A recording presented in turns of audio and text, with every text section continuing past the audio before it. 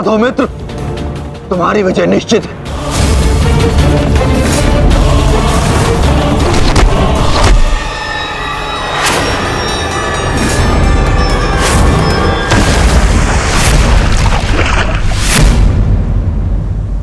माधव, यदि ऐसा ही चलता रहा तो भीम दुर्योधन के आगे अधिक समय तक टिक नहीं पाएगा।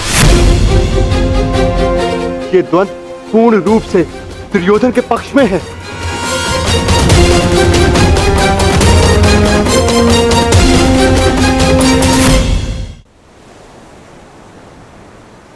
धर्म स्थापना का मार्ग सरल कहां होता है धर्मराज। उसमें अनेकों कांटे होते हैं, अनेकों ठोकरें होती हैं, अनेकों आघात होते हैं। महाबली बलराम अब इस युद्ध के निर्णायक हैं। युद्ध का परिणाम इस द्वंद्व पर निर्भर है।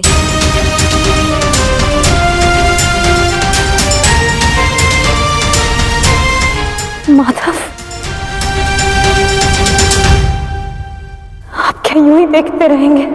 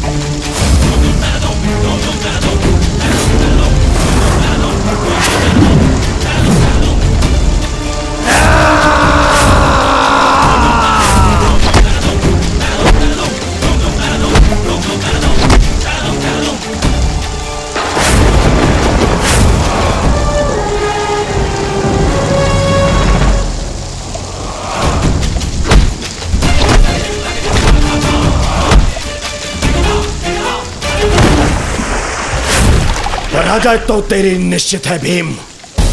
फिर क्यों पराजय के साथ साथ मृत्यु का भी आह्वान कर रहा है? टेक दे, मेरे समक्ष अपने घुटने टेक दे, अन्यथा आज तेरा जीवन मृत्यु के समक्ष घुटने टेक देगा। जब मेरे ज्येष्ठ कर्ण ने मरते समय अपना धर्म नहीं छोड़ा तो उनका यह अनुज कैसे छोड़ सकता है? अब यह युद्ध हम में से किसी एक के मृत्यु के पश्चात ही समाप्त होगा। नहीं, वो तेरा ज्येष्ठ नहीं था, कोई संबंध नहीं था तुम्हारे साथ में उसका, क्योंकि कोई अनुज अपने ज्येष्ठ की इस तरह मृत्यु नहीं करता, वो भी छल से। वो केवल मेरा था, मेरा मित्र था वो। तुम्हारा उसके साथ में कोई संबंध नहीं था कोई संबंध।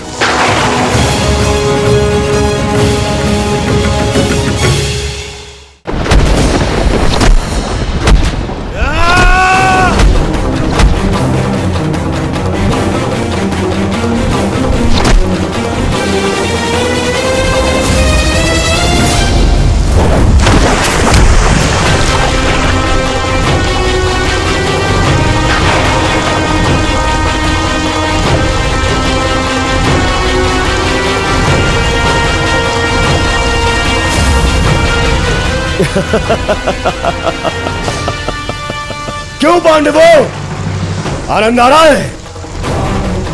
अपने अनुज को ऐसे देखकर आनंद आ रहा है?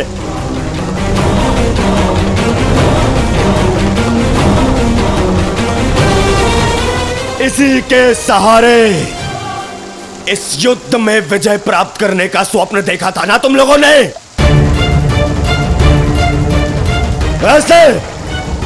ऐसा दिलाएगा ये तुम्हें विजय? हाँ, देखो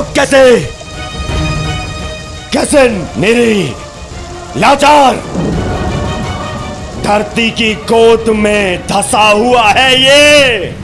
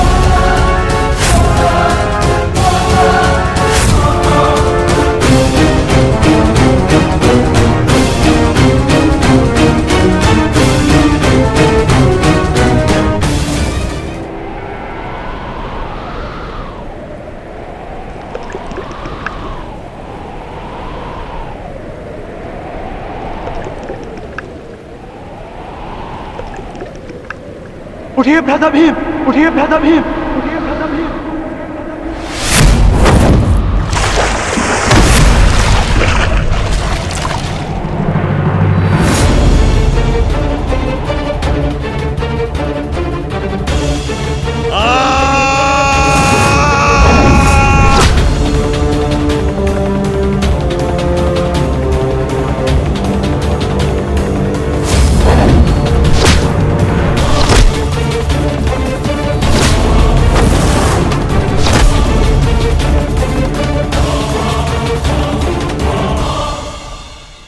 प्रतिज्ञा ली थी ना तुमने कि तुम मेरी जंगा तोड़ेगा।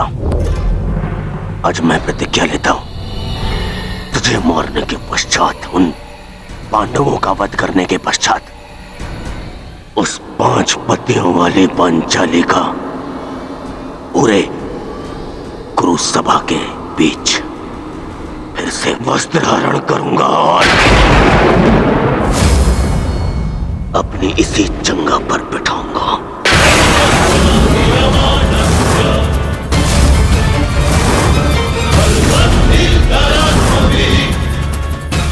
ये श्रद्धांजलि है मेरे 99 भाइयों के लिए।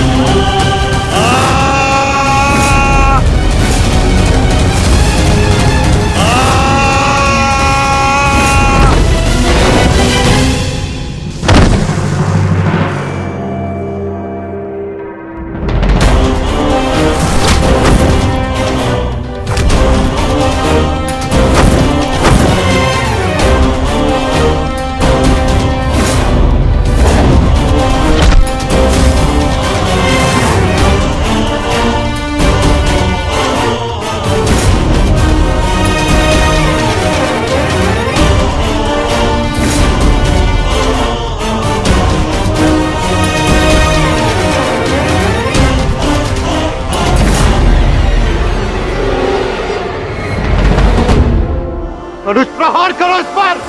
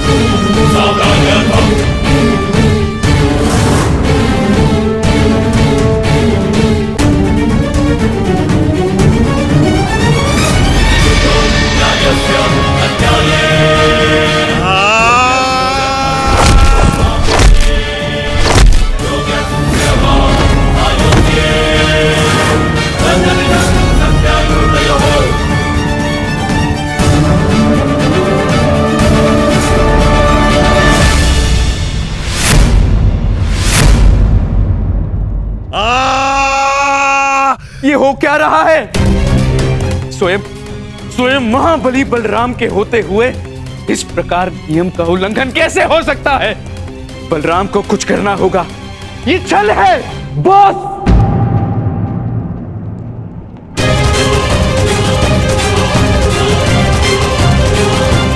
नियम भंग हुआ है।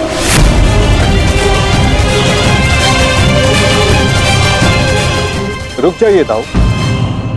आपने कहा था कि जो नियम भंग करके विजय प्राप्त करेगा तो आप उसे दंड देंगे, किंतु अभी जय विजय का निर्णय नहीं हुआ है दाऊ। आप भीम को अभी दंडित नहीं कर सकते।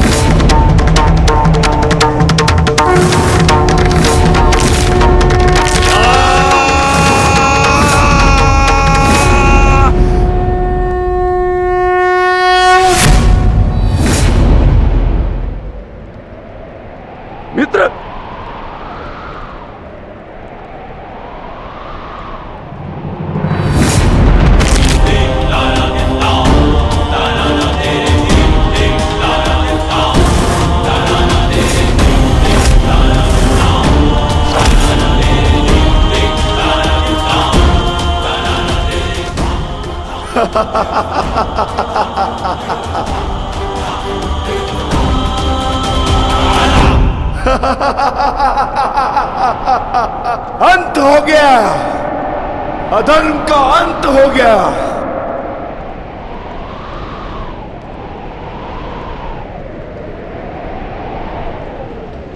ज्येष्ठ, पांचाली से कहना मैंने अपनी प्रतिज्ञा पूर्ण कर ली।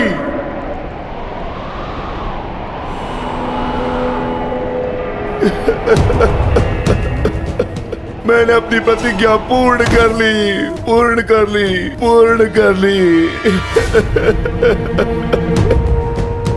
ये 100 हाथी के बल वाला भीम 100 भ्राताओं का हत्यारा बन बैठा।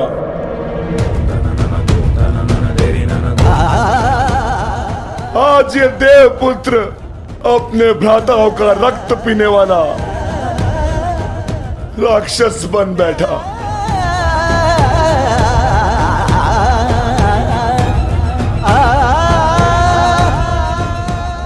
मैंने अपनी प्रतिज्ञा पूर्ण कर ली पांचाली। तुम्हारे अपमान का प्रतिशोध मैंने ले लिया। इस महायुद्ध में, इस महाभारत में मैं विजयी हो गया। परंतु आज स्वयं को हार गया ये वृकोदर भीम। हार गया ये वृकोदर भीम।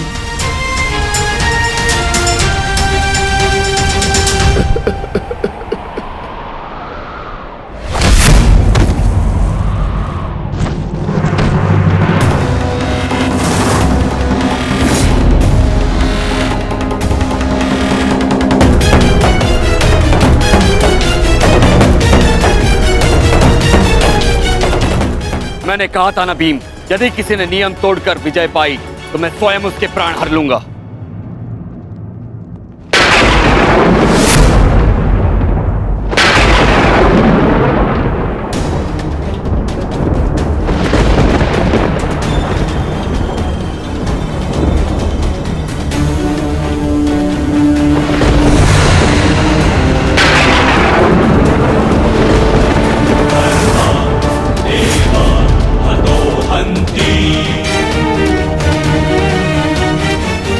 तुमने दुर्योधन की जंगा पर प्रहार करके द्वंद का नियम तोड़ा है भीम। अब मैं तुम्हें जीवित नहीं छोड़ूंगा। धर्म स्थापना के लिए यह आवश्यक था और मेरी प्रतिज्ञा पूर्ण होने के लिए भी माधव ने मुझे मार्ग दिखाया। परंतु यदि माधव के ज्येष्ठ मुझे यम के मार्ग पर भेजना चाहते हैं तो मैं उसके लिए भी सच्चा हूं। श्री बलराम। हाँ बलराम, अंत कर दो इस दुष्ट का। ये हत्यारा है। इसने मेरे 100 पुत्रों की निर्दयता से हत्या की है। जिन पांडवों ने मेरे वंश के वृक्ष की जड़ों को काटा है, काट डालो उनके वंश के वृक्षों को। ये क्या अनर्थ हो गया महादेव। आपके दिए गए वरदान के पश्चात भी ये माता अपने पुत्र, अपने दुर्योधन को उस कृष्णा के छल से नहीं बचा पाए। ये कैसा न्याय है आपका। इसने 100 पुत्रों के गर्वित पिता को पुत्रहीन कर दिया। इसने एक अंधे के सभी स्वप्नों को अंधकार में डाल दिया।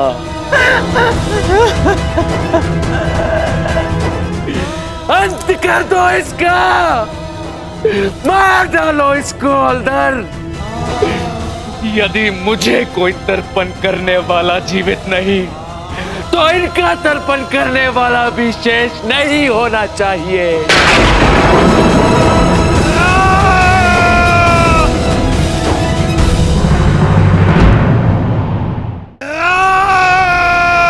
एक क्षण रुक जाइए दाऊ।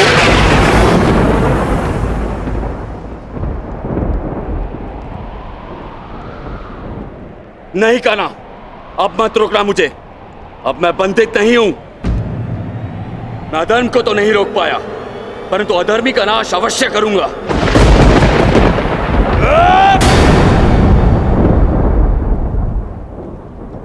किंतु अधर्म कहां हुआ है दाऊ?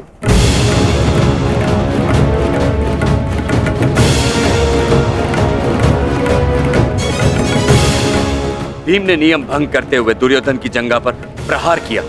क्या यह अधर्म नहीं? तुमने स्वयं अपनी आंखों से देखा है कान्हा, फिर भी तुम मुझसे प्रश्न कर रहे हो? हाँ दाऊ, क्योंकि ये प्रश्न उचित है।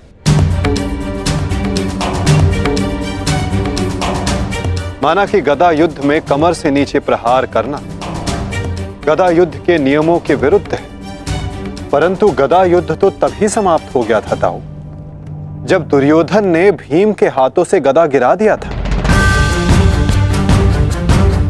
किंतु उसके पश्चात क्रोध के कारण दुर्योधन निहत्थे भीम पर निरंतर गदा से प्रहार करते रहे। क्या यह उचित था दाऊ?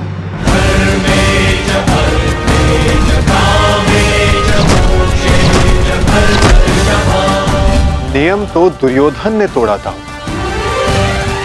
विकोदर भीम ने तो केवल आत्मरक्षा का प्रयास किया था, जिसके कारण विकोदर को विवश होकर दुर्योधन की जंघा पर प्रहार करना पड़ा।